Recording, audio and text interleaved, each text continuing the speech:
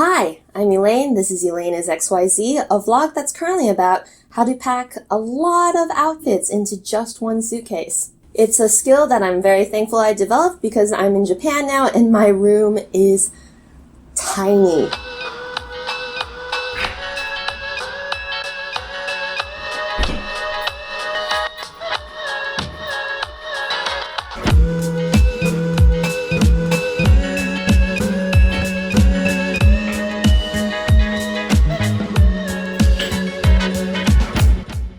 Anyway, I'm here in the Kansai region between Osaka and Kobe, refreshing Japanese that I haven't really spoken since college, and also feeling pretty good about my packing skills this time, even if I don't feel really great about this room. And not only is my room small, my building is an active construction site. Like, I told myself I would never live in conditions like these again after I left New York City. If you watched my How to Combat Climate Change While Traveling video, you remember that my first tip was to pack light. And I figured I'd take my own advice and create a system born from the learnings of both that 2-month trip that I did and also my previous attempt to minimize my closet to just 100 items. And yeah, it's early into this Japan trip, but it seems to be working out so far, which means that this method might be a little useful to you too.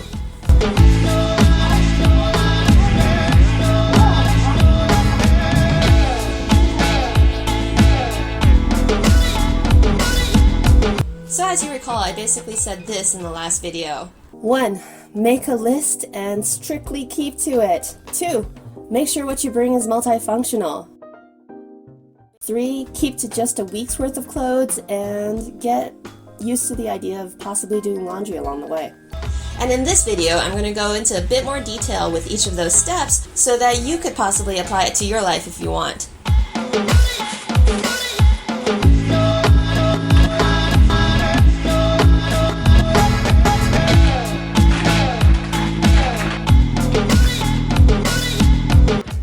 First, you start with the weather. In this case, I checked out what Kobe was going to be like for the winter, and very thankfully, it's not a very cold region to be in. January temperatures hover around 0 to 5 degrees Celsius, but I did want the option to possibly head up to the northern part of Japan on a weekend trip or something, so that can get to around like -5. That meant that I had 4 weather patterns to plan for.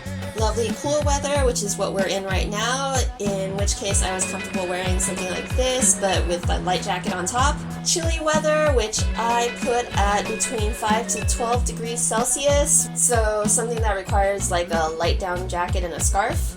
Legitimately cold weather, but once again, very thankfully, it doesn't get like Midwest cold, just kind of cold for East Asia.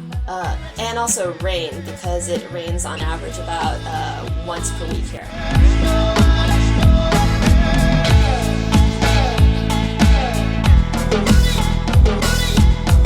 Now that I had the possible weather down, the next step will be to think of why I would be wearing clothes. So a dozen videos ago, when I first put out a 100-item minimalist closet, I got a whole bunch of dudes commenting that they probably didn't even own 100 items of clothing. And yes, they were all dudes.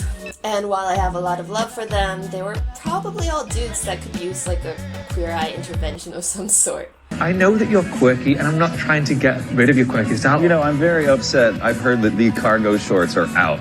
Did you hear that 12 years ago, and then you just reminded yourself now? They're so functional. A muumuu is functional. Exactly. But I don't want to see you in it. Fair enough. I hear they are comfortable. I call them the giving up on life shoes. You've given up on life, this is what you wear. Things keep getting better.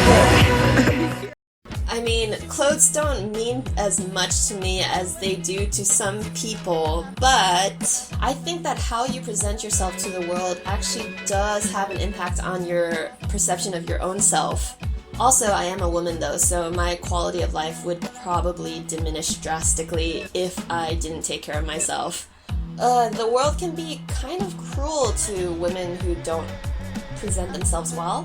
I mean, I do think that men in general are a little less accepting of women who don't live up to a certain standard of put-togetherness than women are of men, or maybe maybe it's just me.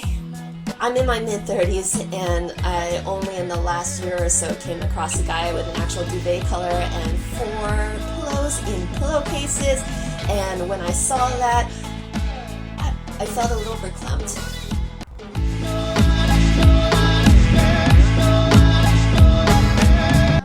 Anyways, that's a huge tangent.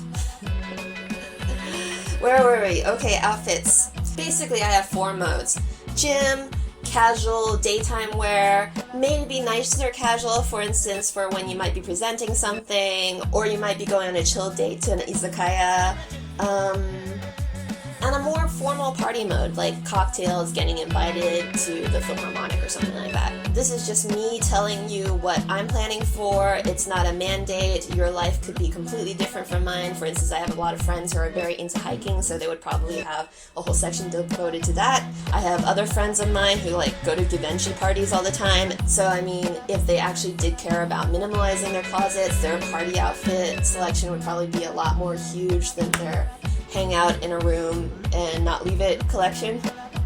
But I still think this process would help even those princesses utilize everything that they brought with them. So by the end of this, you should have a matrix with one axis being the climate and then one axis being use cases. And then you go to the next part.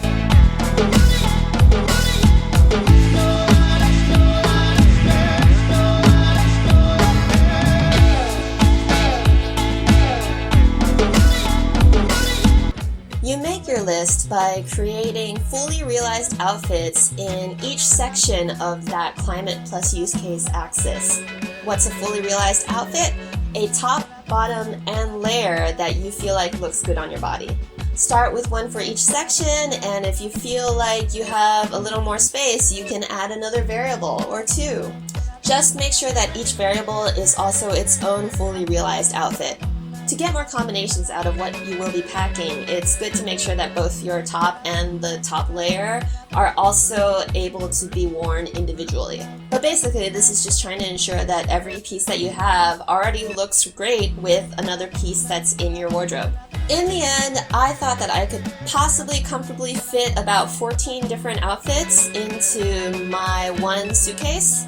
One casual comfortable for each weather pattern, one smarter look, and then one party look for the 3 temperature ranges, one specifically more professional looking outfit because I am professional managerial class, and I guess don't want to miss the opportunity to go on a job interview in case that comes along, or a funeral.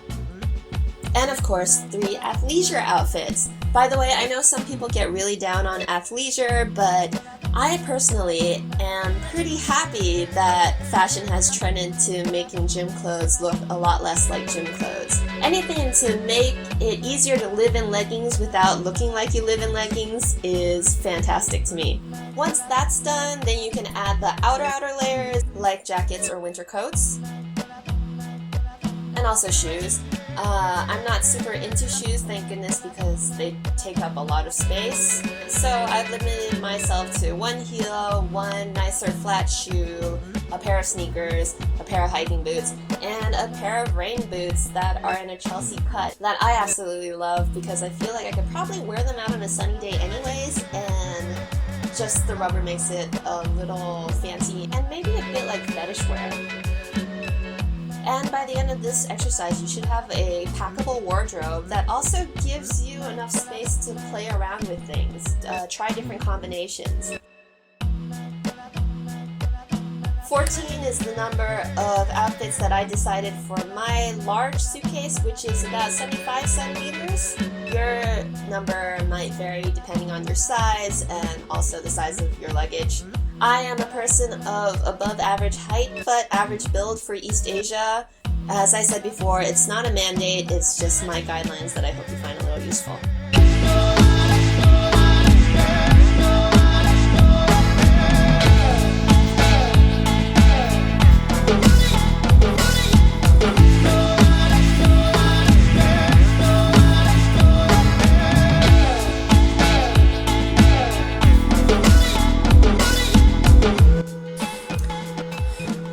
The sun keeps on moving, and so must I, in order to not get too much of a glare onto the screen.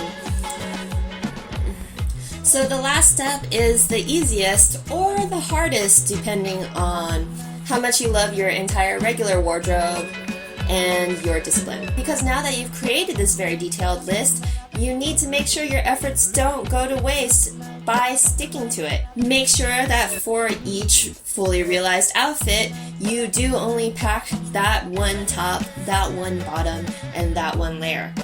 In my case, I even worked out how many bras and socks I was going to bring because those take up space too. And finally, at least what I got was around 80 items altogether that could fit into one suitcase. Yeah. This meant that the carry-on I was bringing had room for all of this other extra stuff that isn't outfits that I still need in order to live a decent life across 3 months in Japan. Things like my camera, tripods, other technical equipment, a couple of books to read, makeup, lotion, stuff that would prevent me from buying replicates of things I already had back home over here. I mean, in the end, I did actually have to buy some things because this freaking dorm room did not come with any storage space whatsoever. But that's not my packing's fault. I feel like the dorm should have informed me that they didn't have something that I feel like most dorms would consider a basic necessity. Anyways, I hope you found this useful. In case you want an incredibly TMI look into every single thing that I brought here to Japan with me, I will post up my Google Sheet in the comments. And as always, like, subscribe, follow me on Instagram, check out my website, yada yada yada. See you next time doing whatever it is I'm doing. Yatta!